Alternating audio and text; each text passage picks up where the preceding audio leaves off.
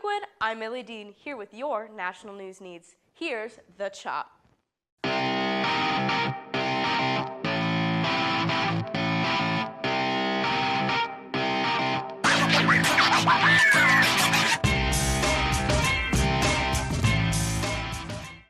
Kicking off this episode with our political news, let's take a look at the recent Russian-American summit. On August 15, 2025, President Trump and Vladimir Putin met in Anchorage, Alaska, to discuss the ongoing war with Ukraine. The summit concluded without a clear answer or indication of an end to the war. However, Putin stated that the meeting was another step closer to the war's resolution. Speaking of the president, Trump's tariffs on imports continue to soar. The average effective U.S. tariff rate has surged to 18.6% in early August, the highest level in over 90 years.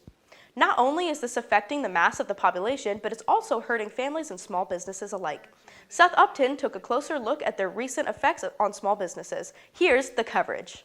Recently, tariffs have become a hot topic in world news. In February, the Trump administration announced tariffs on several countries, with many changes to follow over the next few months. Although these tariffs are being implemented worldwide, their effects can be felt closer to home. Small businesses can be some of the most vulnerable to economic changes. My business is called Pink Moon Goods. It's located in the historic Huffman neighborhood. I basically offer home goods, gifts, stationery. Pauses and hikes in these tariffs, as well as retaliation from some of the United States' biggest trading partners, have caused chaos between local retailers and their international suppliers. The first impact was just fear and anxiety and stress about why this was happening and what we could do to have it impact our business in the smallest way. Economic uncertainties have also led to worries about how Dayton could be affected by these tariffs. As a small business owner, I feel that I'm not just in business to give myself something to do. I am in business to support the growth of my community. I feel that Dayton is so precarious right now. The last thing it needs is this sort of artificial kind of increase in pricing, and and it's all working against the progress of the city. Basically, it's potentially setting the entire city back. The effects of these tariffs haven't just hit retail, but the bar and wine industry as well. Joy Wine is located at 117 East 3rd Street in the Fireblocks district of downtown Dayton.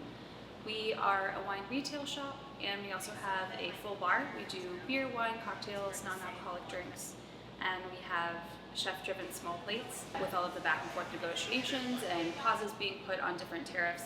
One of the biggest trickle-down effects has just been companies being afraid to take the risk of bringing in any product at all. So there was a few distribution companies that I work with that had shipping containers at a dock in Europe ready to come over, and they were very afraid of maybe tariffs being on hold at one point in time when they purchased the container, and then maybe that changing when this shipping container is in the middle of the ocean, and that means that then when they land at dock, they're going to have this surcharge that they were not taking into account in their budgeting and their pricing. Price increases from tariffs could result in massive profit losses for small businesses who rely on steady income to stay afloat. When economic hard times hit in the United States, hospitality and the kind of privilege of going out to eat or going out to a bar for a drink, historically it's the first thing that's cut. So we're kind of the canary in the coal mine with how people are feeling about their economic future, and we're the ones that are most directly impacted earliest and impacted the hardest. A major goal of Trump's tariffs is to bring manufacturers back to America. However, this approach could cause businesses like Joy Wine to lose inventory that their clientele has become accustomed to. Anybody that has any interest in wine or food or beverage in general knows that there's something called terroir, and it's a French term that has no direct English translation, and essentially it means that a food or a wine is a story of the place that it comes from. All of these things tell a story of a place. And if we are going to try and take our very globalized, interconnected economy and scale it back to just tell the story of the United States, we're essentially rolling back time. While some are choosing to absorb as much of the cost increase as possible, this isn't a luxury that every business can afford. My margins on a bottle of wine, if I buy it for $10, I charge $15. I make $5 off of that bottle of wine. If it goes up to $12, and am I gonna make, what, $3 on a bottle of wine? It's just like asinine. It's the silliest thing ever. You know, for long term, you're never gonna really just absorb those costs. So it is extremely hard for a small business because we run on pretty tight margins as it is. So for a lot of us, myself included, it's not even an option. It's not even a consideration. I cannot just absorb these costs. I will go out of business. Many of Trump's most recent tariffs go into effect August 7th. For the X Media, this has been Seth Upton. Thank you, Seth. For our last bit of hard news today, animal extinction and endangerment rates are spiking to the highest they have ever been in history. Experts widely consider this the sixth mass extinction.